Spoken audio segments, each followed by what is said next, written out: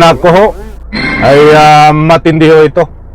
Itong isiniwalat ni Bato. Dahil mayroong tangkang pagpatay sa kanya. Subalit himala siyang nakaligtas. At sino ang itinuturo niya na suspect? Aba, ang itinuro ho ay isang kapwa niya senador. Alright, welcome back to my YouTube channel. I'm Andy's Vlog. Aba, talagang matindi na naman, mga kaibigan, dahil dito sa ibabahagi ko po sa inyo, uunahan ko kayo. Hindi po ito fake news dahil mismo galing sa bibig ni Senador Bato na sila ay tangkang papatayin, subalit sila ay himalang nakaligtas at tinurong gumawa ay itong kanilang kapwa senador. Ano ang dahilan, mga kaibigan, kung bakit sila ay papatayin? Ito ho, huwag po kayong alis. Importanteng mahalaga na mapanood nyo po ito. Mismong galing sa bibig ni Senador Bato ang pagsisiwalat. Matindi ho ang kanilang mga pasabog. Shoutout po sa lahat. Ito, gimmick lang ng minority yan. Ang Senado po, hindi po ito noong time TV show na puro gimmick ang ating titingab dito. Mr. President, since nabanggit mo na lang rin lang na yung pagpangalaga sa lahat ng miyembro ng Senado ay isang tungkulin ng Senate President. I just would like to bring to the attention of the Senate President. I came across with the news na when the Senate President was asked by certain Christian Isguer. Ayan po si Senador Bato. Mga mahal kong taga-subaybay, pinakita ko muna sa inyo para tayo may resibo. Diyan no yan sa loob ng Senado na siya ay mayroong pasabog. Nagkaroon siya ng pagkakataon na isiwalat ito nga sinasabi niya na mayroong papatay sa kanya at sa kanyang mga kasama. Subalit sila ho ay malang nakaligtas. At siyempre itinuro ho, ikinanta niya itong kanyang kapwa senador. At ano ang dahilan, mga kaibigan, ng pagpatay di umano sa kanila? At importanteng mahalaga, mga kaibigan, panoorin niyo po hanggang dulo ang ibabahagi ko po sa inyo. Dahil ang lahat po na tanong na yan ay isasagutin dito ho, sa vlog na ito.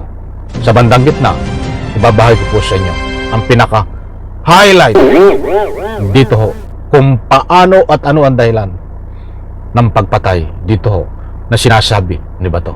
Magbakin nyo, senador, tinuturo, kapwa senador, kagagawan daw. Eto. Regarding the minority taking up the question about the custody of Bryce Hernandez. Ito po ang sagot ng ating Senate President, which I find it very sad because being the Senate President, we hope that you are going to take care of not only the majority, because you're not the majority leader, you're the Senate President, and we hope that the majority and the minority will be taken care of by the leadership of the Senate.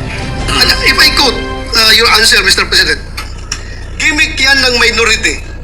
Hindi ba nila naiisip na baka si Martin Romualdez ang tuta ko? Oh, at napapunta naman sa gimmick, napapunta sa noon-time show, at napunta naman dito kay Martin Romualdez. Ano ba ang katotohanan, Bato?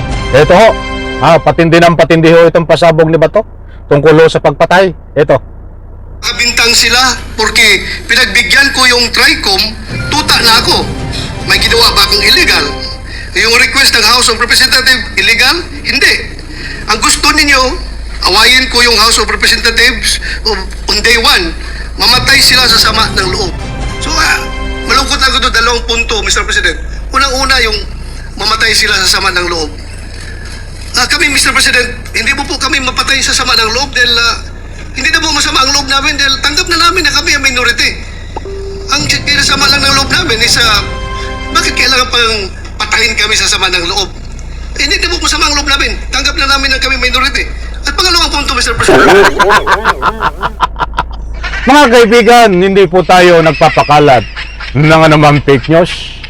Maliwanag po diyan ang isiniwalat ni Bato na bakit daw sila ay kailangan patayin pa sa sama ng loob, mga mahal kung taga-subaybay. So maliwanag po dito, gusto ko lang pong linawin, disclaimer lang ho. Nabanggit ni Senador Bato, sila daw ay papatayin sa sama ng loob nitong si Senador Tito Soto. Ang may kagagawan at tinuturong suspect ay Senador Tito Soto na pinagbibintangan na sila daw ay papatayin sa sama ng loob. Kaya't nagreklamo ho si Bato, bakit sila daw ay kailangan patayin sa sama ng loob? Mga kaibigan, tinatawanan lang po natin dahil katawa-tawa ho, di ba? Mga mahal kong taga-subaybay. Ay tala, isa pa nga, kung mayroon pa tayo makukuha ang pasabog kay Bato. Gimmick lang ng minority yan. Ang Senado po, hindi po ito noon time TV show na puro gimmick ang ating titingap dito. Kami po ay nag-raise dito na legitimate issues which requires legitimate attention.